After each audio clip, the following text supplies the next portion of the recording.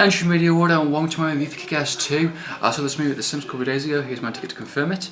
Awesome stuff. This is going to be a quickie review. The main reason I want to do this as a nice kind of laid back kind of review is because I don't need to say too much about the movie. In all fairness, you know, it's pretty self-explanatory. You know, if you've seen the trailer, if you've seen the first one, if you've seen just anything about this movie, or the comics or whatever, you just know what this movie is going to be. You know what you're going to expect. And as an actual reviewer, I just don't need to say too much about it. I mean, obviously, I really like the first one. I haven't done a review for that. I will do at some point. I'll do a proper review.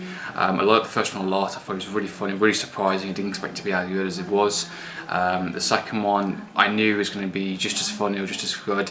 So I read the comic before going in, way before watching the movie at the cinemas, so I knew some of the differences. And there is a couple of changes from the comic to the movie, but the movie actually jokes about it and actually kind of mocks it in a sense, and I like what they did, and the changes actually were like, yeah, I accept that as actual changes go from from the source material. I think they were smart changes. I thought they were realistic changes, and I thought they were done well, to be perfectly honest. I thought the film was fun, you know, lots of just like blood, swearing, dark humour, you know, just some mad action fun. And for like an hour and a 40-minute movie, actually good pacing, you know, it actually was three solid acts, you know, lots of good character development, lots of good action scenes, you know, some good build up in it. The first one was a 2-hour odd movie, so I was a bit worried that this is going to be a bit short and feel like it's going to be a bit rushed, or it's going to feel a bit lackluster, but no, that hour and 40 minutes was really well paced, and it felt like a 2-hour movie, which I'm happy about.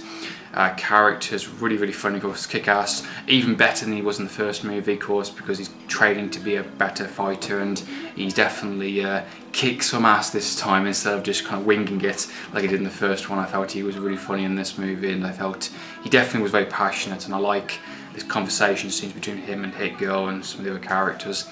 Jim Carrey, of course, Colonel Stars and Stripes, just brilliant. I think he nailed the role brilliantly. It's a real shame he doesn't support the movie no more because of the something that happened in the US, and he's kind of against, you know, violence and that stuff now, so he doesn't show support, which is a shame because I think he did a pretty decent job in this movie, and hopefully he will look back and say, yeah, appreciate his work, and I think he did a pretty solid job, so I think he should support the movie, and I think he did a really good job as Colonel Stars and Stripes for sure. I felt he was an interesting character, you know, a reborn again Christian. The character was, and I felt he kicked some ass definitely, and I felt some of his lines were funny. It wasn't mind-blowing or anything along those lines, but I felt he was pretty decent. Of course, you got the villain in the movie, the motherfucker.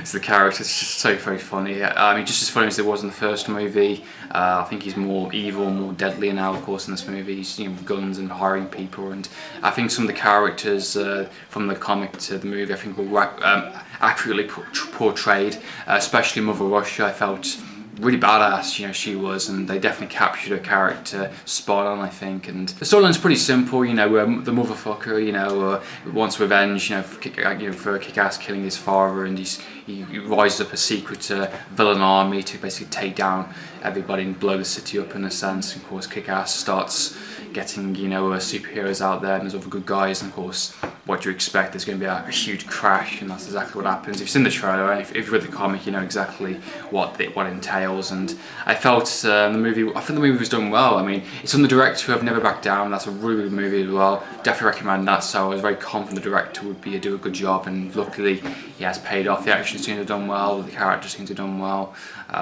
Yeah, just, you know, for a 15, it's a very strong 15. Don't get me wrong, lots of blood, swearing, yada yada kind of thing, so don't worry about that. So just have fun, have a blast watching it. So yeah, Kick-Ass 2, you know, it is what it is on the tin. It is Kick-Ass 2, it's just awesome. So go and check it out, it's a lot of fun. So that's been my review for Kick-Ass 2. If you enjoyed watching this review, what did you think of the movie? Do you think it's good? Do you think it's bad? Love to know your opinions, comment down below. So in the meantime, I'm for me, from TV. Signing out.